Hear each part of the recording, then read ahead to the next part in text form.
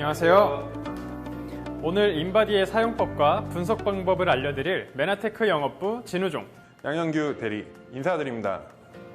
네, 대리님, 사실 인바디는 상표명이었다는 사실 알고 계셨나요? 아, 그래요? 몰랐네요. 정식 명칭은 BIA, Bioelectrical Impedance Analysis, 생체 전기 저항 분석법이라는 뜻입니다. 와, 이건 궁금하지도 않았던 건데 TMI네요.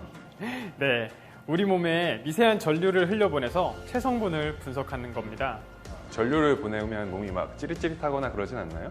그렇게 생각하실 수도 있지만 미약한 전류를 사용하기 때문에 전기를 감지하기는 어렵습니다. 엄지, 손바닥, 뒤꿈치와 발가락 총 8점으로 전류를 흘리는데 근육은 70% 이상의 수분으로 이루어져서 전류가 잘 통하고 반면에 지방은 20% 정도의 수분으로 전류가 잘 통하지 않는 원리를 이용해서 몸에 전기가 잘 통하면 근육이 많고 잘 안 통하면 지방이 많다고 측정하는 원리입니다. 전기조차 지방이 많으면 싫어하네요. 네, 그렇습니다. 인바디가 국내 회사인데 세계적으로도 너무 유명해져서 데일밴드나 포스트잇처럼 인바디라는 브랜드가 체성분 분석기의 보통 명사로 굳어졌답니다. 메나테크 서울, 부산, 인천, 대구, 대전센터에서는 메나테크 여러분들의 정확한 체성분 파악을 위해 인바디 770이라는 프리미엄 모델을 구비했답니다. 와, 역시 메나테크는 고객님들을 위해 지원을 아끼지 않는군요. 당연하죠. 메나테크의 기업 철학, 건강, 풍요, 나눔이잖아요. 메나테크에서 고객님들의 건강 상태를 더 정확하게 측정하기 위해서 이렇게 프리미엄 인바디 기기를 제공해 준 거라 생각하시면 되겠습니다. 그럼 지금부터 인바디 측정 시 주의사항 알려드리겠습니다. 주의사항 첫 번째, 심장박동 조절기 등 이식형 의료기기 또는 환자 감시장치와 같은 생명 유지에 필수적인 의료기기를 신체 내부에 착용하고 있는 분은 측정하시면 안 됩니다. 앞서 말씀드린 대로 미약하지만 전류를 우리 몸에 흘려보내는 것이기 때문에 의료기기의 고장 또는 생명이 위험해질 가능성이 있습니다. 두 번째, 전염성 질병이 있거나 손바닥 또는 발바닥에 상처가 있는 분은 사용하시면 안 됩니다. 또한 손바닥과 발바닥이 너무 건조하거나 각질이 많으면 정확한 측정이 어렵습니다. 물티슈로 손바닥, 발바닥을 충분히 닦은 후 측정하세요. 세 번째, 공복 상태로 측정하세요. 섭취한 음식물은 체성분으로 간주되어 측정 결과가 달라질 수 있습니다. 네 번째, 용변 후에 측정하세요. 내장기관 내의 음식물 역시 체성분으로 간주되어 측정 결과가 달라질 수 있습니다. 다섯 번째, 운동 전에 측정하세요. 가벼운 운동도 체성분을 일시적으로 변화시킬 수 있습니다. 여섯 번째, 가급적 오전에 측정하세요. 오후가 될수록 체수분이 하체로 몰려 측정 결과에 영향을 미칠 수 있습니다. 일곱 번째, 10분 이상 서 있다가 측정하세요. 여덟 번째, 샤워 또는 목욕 전에 측정하세요. 다음으로 실제 인바디 기기로 측정하는 방법에 대해서 설명드리겠습니다. 1. 대기화면에서 맨발로 발판에 올라서세요.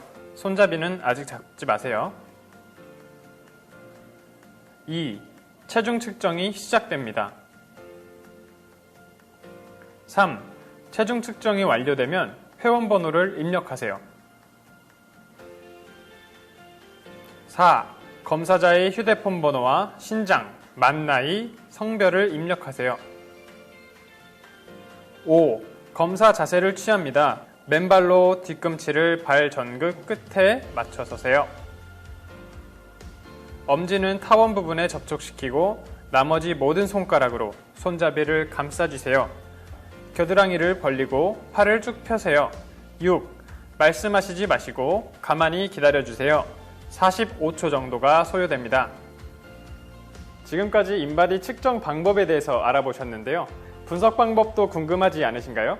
지금부터 인바디 결과지를 구석구석 낱낱이 알아보겠습니다. 인바디 측정을 하시면 이렇게 결과지가 출력됩니다. 인바디 검사를 통해 몸의 구성 성분인 수분, 지방, 단백질, 무기질을 분석하여 비만 분석뿐만 아니라 영양 상태가 좋은지, 몸이 부어있는지, 뼈가 튼튼한지 등 인체 성분의 과학, 부족을 확인할 수 있습니다. 메나테크에서는 인바디 모델 중 프리미엄 모델인 인바디 770을 사용해서 우리 몸의 구성 성분을 보다 자세하게 분석할 수 있습니다. 이제부터 메나테크에 재직 중인 모 남성분의 실제 인바디 결과지를 예시로 각 항목별로 설명을 드리겠습니다. 첫 번째로 가장 상단의 체성분 분석입니다.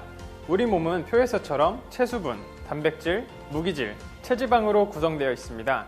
이 네 가지 성분의 합이 체중이며 이들을 균형 있게 유지하는 것이 건강 유지에 도움을 줍니다. 각 수치 아래 괄호 안의 숫자는 정상 범주를 뜻합니다. 체수분은 가장 큰 비중 50에서 70%를 차지합니다. 혈액의 약 90%, 근육의 약 70%, 지방의 약 30%를 차지합니다. 단백질은 체성분의 12에서 15%를 차지하며 근육, 피부, 뼈, 치아, 머리카락, 혈액, 면역체계의 구성 성분입니다. 무기질은 체성분의 5에서 6%를 차지하며 각종 생리현상을 조절해줍니다. 체지방은 남성의 경우 10에서 20%, 여성의 경우 18에서 28%가 정상 범주이며 세포막을 구성하고 생리적 기능을 수행하고 에너지 저장고로도 쓰여 마냥 수치가 낮아도 좋은 것은 아닙니다. 가로막대 그래프의 끝을 이었을 때 모양을 보고 C형, I형, D형으로 나눌 수 있습니다. 먼저 C형은 체중 체지방량이 높고 골격근량이 낮아 비만, 허약, 방치형으로 볼 수 있습니다. I형은 체중, 골격근량, 체지방량이 골고루 있는 표준형으로 볼 수 있습니다. D형은 체중, 체지방량에 비해 골격근량이 높아 근육형, 운동선수형으로 볼 수 있습니다. 실제 측정하신 분은 D자형으로 운동을 많이 했고 평소에 건강관리를 잘 하셨다고 볼 수 있겠습니다. 다음은 세 번째 표, 비만 분석입니다. 비만의 사전적 정의는 건강에 해로울 정도로 비정상적 또는 과다한 체지방이 축적된 상태입니다. 비만은 두 가지 수치를 통해 볼 수 있는데요. 첫째, BMI, 즉 Body Mass Index입니다. 둘째, 체지방률입니다. BMI는 체중 나누기 신장을 미터로 환산하여 제곱한 값입니다. 예를 들어 170cm, 60kg인 사람이라면 60 나누기 1.7의 제곱값으로 20.76이라는 수치가 나옵니다.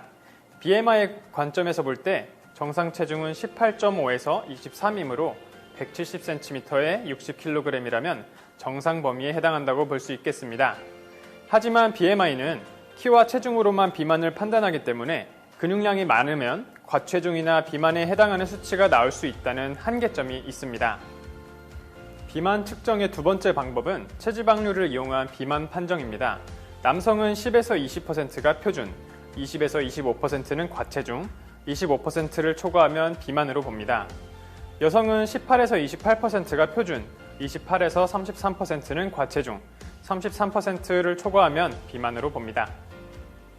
다음으로 네 번째 표인 부위별 근육 분석표입니다. 위 그래프의 길이는 이상적인 체중에 비해 얼마나 많은 근육을 가졌는지 나타내며 아래 그래프의 길이는 실제 체중에 비해 얼마나 많은 근육을 가졌는지 나타냅니다. 이 표를 통해 사지와 몸통의 근육량을 분석할 수 있고 좌우의 균형과 상하체의 균형을 확인할 수 있습니다. 막대 그래프의 끝을 이었을 때 우하향의 모양이 나오면 하체 발달, 우상향의 모양이 나오면 상체 발달로 볼 수 있습니다. I 형태는 상하체와 몸통이 균형 잡힌 상태라고 볼 수 있겠습니다. 다음의 작은 표는 세포의 수분비 분석입니다. 전체 체수분 중 세포 바깥쪽 수분이 차지하는 비율로 체수분 균형을 나타내 건강에 중요한 지표입니다. 세포 외수분을 전체 체수분으로 나눈 값으로 이 수치가 표준 범위 이상으로 나오면 부종을 의심할 수 있습니다. 부종의 원인으로는 잘못된 식습관이 대표적입니다. 평소에 찌개, 김치 등 염분이 많은 음식을 즐겨 먹으면 세포 외 수분비가 높게 나올 수 있으니 염분 섭취를 줄이는 것이 좋겠습니다. 다음으로 신체 변화를 나타내는 표입니다. 같은 장소에서 전과 동일한 회원번호를 입력하면 과거의 수치까지 이렇게 쭉 나오게 됩니다. 앞서 설명드린 체중, 골격근량, 체지방률, 세포의 수분비를 측정 시점에 따라 비교할 수 있습니다. 이제 우측 상단의 인바디 점수입니다. 80점을 기준으로 높을수록 강인형, 낮을수록 허약 또는 비만형으로 볼 수 있습니다. 다음으로 내장지방 단면적입니다. X축은 나이, Y축은 내장지방 단면적으로 나이가 많을수록 정상 범위가 올라갑니다. 다만 100 이상이면 내장지방, 더 심하게는 지방간이 의심될 수 있으니 이 수치는 낮게 유지하시는 것이 좋겠습니다. 다음으로 바로 아래에 있는 체중 조절입니다. 나이와 신장을 고려하여 적정 체중을 위해 지방, 근육을 각각 얼마나 빼거나 늘려야 할지 플러스와 마이너스 수치로 보여줍니다. 그 밑에 표를 보시면 신체 균형 평가가 있습니다. 앞서 부위별 근육 분석표와 연결되는 내용입니다. 상체의 좌우, 하체의 좌우, 그리고 상체와 하체의 균형을 보여줍니다. 그 밑은 부위별 체지방 분석입니다. 사지와 몸통에 각 체지방이 얼마나 있는지 보여줍니다. 그 밑에는 연구 항목이 나타나 있습니다. 괄호 안의 숫자는 표준 범위를 나타냅니다. 세포 내 수분은 세포의 구성 성분으로 신진대사에 관여합니다. 근육이 증가하면 근육세포 안에 수분 역시 증가하기 때문에 이 수치도 높아집니다. 세포 외 수분은 혈액과 세포 사이에 있는 간질액 형태로 되어 있으며 영양소와 산소를 세포에 전달하고 노폐물과 이산화탄소를 치우는 역할을 합니다. 앞서 말씀드린 것처럼 이 수치가 표준 이상일 경우 부종으로 볼 수 있겠습니다. 그리고 우리가 신경 써야 할 기초대사량입니다. 기초대사량은 생명 유지에 필요한 최소한의 에너지량입니다. 근육량이 증가하면 기초대사량도 증가합니다. 맛있는 음식을 많이 먹고 싶다면 근육량을 늘려놓으면 되겠죠? 물론 몹시 어려운 일이지만요.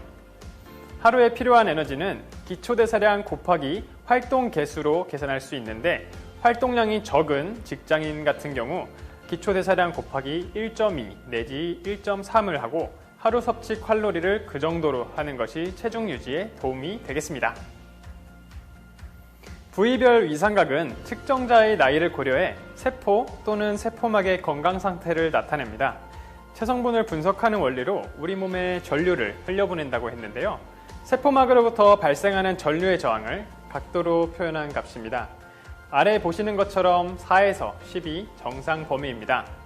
RA는 오른팔, LA는 왼팔, TR은 몸통, RL은 오른다리, LL은 왼다리입니다.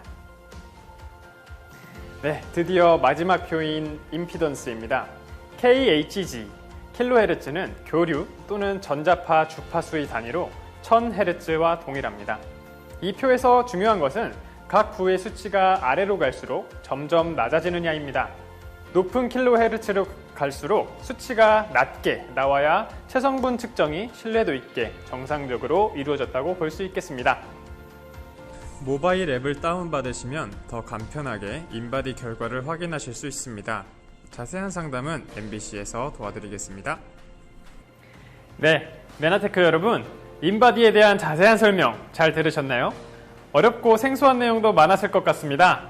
하지만 간략하게 결과지에 체중, 골격근량, 체지방량과 BMI, 체지방률, 기초대사량, 복부지방률 위주로 봐주시면 되겠습니다.